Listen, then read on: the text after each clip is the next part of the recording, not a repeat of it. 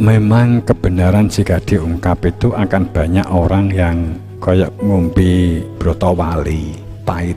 Sejak dulu sudah banyak korban. Imam Syafi'i, Imam Hambali, Imam Maliki kan semuanya meninggalnya kan di penjara, bahkan disedani, dibunuh. Jadi banyak memakan korban termasuk Imam Syafi'i.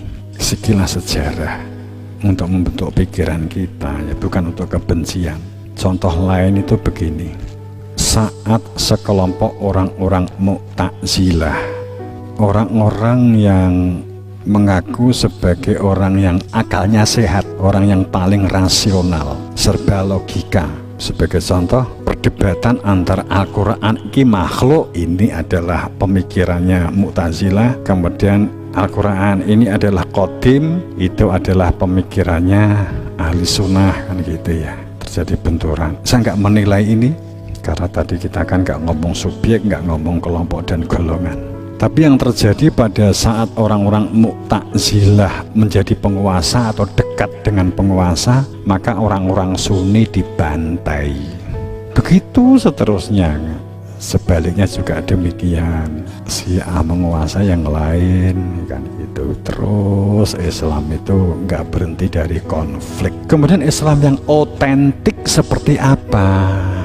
Kalau ada orang mengatakan paling otentik, seandainya berpikir bahwa rumusannya Nabi Muhammad itu berakhir tidak ada pelanjut, itu pasti akan menimbulkan konflik, pasti pembunuhan pasti terjadi. Kemudian Pak Yai, Islam yang paling otentik itu yang mana?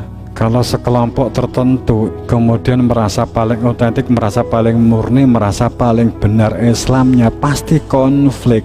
Yang beda pasti dibid'ahkan, disesatkan. Nek bener sing biasa dogma doktrin sing ngapusi benci, tapi nek salah yang melihat cara fanatik dan kultus sing dianggap berbeda itu diprasangkai sebagai aliran sesat.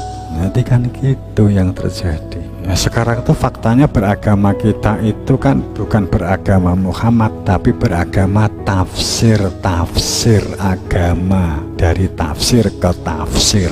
Faktanya begitu. Sing tinggi fanatik lo apa? Nek pengen otentik ya ketemu Nabi Muhammad sendiri. Tapi enek gak sing ndekne iki umur 1400 tahun sejaman Nabi? Pernah Islamnya zaman Nabi kan gak enek. Kalau ndak ada ya wes jangan fanatik. Isone diatine ndonga, muga-muga Islamku bener, ngono tok isone. Terus kemudian kok merasa bener nyoloki moto kono kene, itu merasa paling otentik, itu belas nggak rasional gitu loh, nggak rasional belas gitu lah. Faktanya ki ya tafsir. Nah, makanya awake dhewe ya aja geding kono wong sing pomone bener wae ra entuk gedinge. Apa meneh ora iso menjamin. Kalimat nadiron itu jaminan loh. Nadiron mundir itu adalah sang wakil resmi Tuhan. Kalimat mundir itu milik Nabi Muhammad, kagum wae Nabi Muhammad. Dia yang menjamin jika tatanan syariat fikih keluar dari Nabi Muhammad, dari lesannya Nabi Muhammad, dan kamu mendengar sendiri, karena yang disebut hadis yang otentik itu yang kamu krungu dewe dari Kanjeng Nabi, bukan dari orang ketiga, orang keempat, kelima. Itu sudah nggak otentik lagi, itu sudah direkayasa. Nek kowe kon nulis hadis, kontennya itu adalah tentang hutang, terus kemudian didhawuhi nulis, padahal kowe iki akeh utang, ya ora mbok tulis lah. Wong nek mbok tulis berarti kan kowe kan duwe tanggung jawab nyaur utang. Kan ngono logikane wong awak dhewe iki wis katut nepsu. Tapi nek enek hadis atau Al-Quran, kemudian isine Al-Quran kuwi sapa wonge sing duwe utang, diutangi duwite disilih koncone sesama muslim, maka ikhlaskan. Nah, terus kowe sing duwekmu digawa kancamu, digawa orang lain, delalah didhawuhi nulis, ya mesti mbok rubah sapa walaupun saudara sendiri nek duwe utang kudu nyaur, gak nyaur bleh. apalagi saat penguasa bisa membuat penulisan sejarah, membelokkan sejarah, menutupi sejarah, ya otomatis kontennya, isinya ya sejarah sesuai kepentingannya, nggak ngerubah ayatnya tapi ngerubah tafsirnya. Ya intinya itu ojo dadi wong fanatik. Seandainya kowe di jerone kebenaran sekalipun, ojo dadi wong fanatik dan kultus. Kalau kita ngomong otentik ya mestinya begini, wa ma Muhammadun ila rasul qad kholat min qabli rusul. Muhammad biyen sapa? Biyen Muhammad itu Ahmad Mustafa yang bisa jadi nama kecilnya itu adalah Seto Nugroho. Kemudian saat diorientasikan untuk dipilih tapi belum menjadi rasul disebut Ahmad Mustafa. Saat resmi menjadi rasul disebut sebagai Muhammad. Terus Muhammadnya saiki sopo? Presidene biyen Pak Karno. Kemudian presidenmu saiki sopo?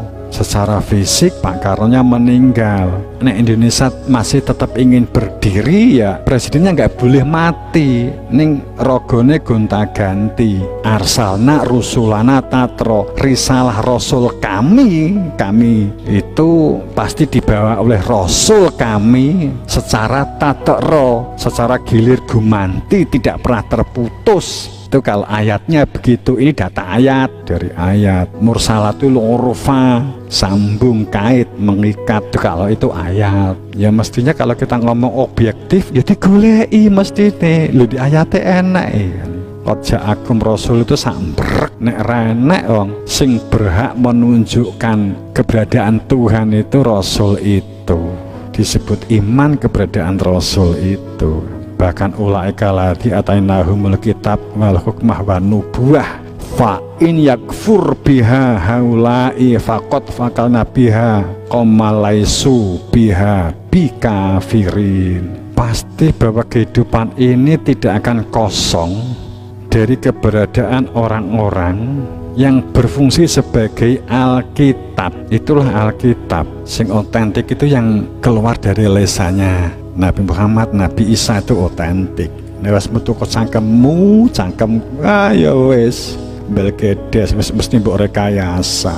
Pomone dikai kepercayaan ngono, wis diplintir rono sing penting entuk amplop. Bukan kok Nabi Muhammad, Nabi Isa dindi terus nggawa rangsel isine kitab, ndak. Ya Nabi Muhammad itu Alkitab, Musa Alkitab itu ya Nabi Musa itu Alkitab. Kan Nabi Musa kemudian nggawa kitab sak mbrek di rangsel, dakwah mlaku rono karo nggawa kitab ditompakne unta. Ya Nabi Musa itu Alkitab. Wal hukmah, supremasi hukum, penataan keadilan, penataan kesosialan. Wa nubuwah, apa nubuwah itu? Keberadaan hakikat, keberadaan kepastian jalan menuju akhirat dan ditunjukkan akhirat walaupun cik di dunia. Ilmu yang menunjukkan jalan kembali pulang, ilmu yang menunjukkan jati dirinya, ilmu yang menunjukkan asal usul dirinya, muloniro ono, dan ilmu supaya dalam kepastian alamat kembali. Nubuwah, ilmu kenabian. Tapi jika orang-orang itu mengingkari, manusia di dunia ini do ngingkari keberadaannya Alkitab, tatanan al-hikmah, tatanan sosial, tatanan keadilan, ini dihilangkan sehingga yang digunakan itu adalah kepentingan, kekuasaan, politik, dan anubuah dihilangkan. Jika mereka tetap begegek makutowaton mengingkari, maka akan ada satu saat didatangkannya orang-orang yang percaya kemudian menjadi iman, diserahkan kepada kaum yang tidak mengingkari. Karena kebanyakan manusia itu lil haq karihun, berkaitan dengan keberadaan kebenaran itu benci. Itu terulang dan terulang.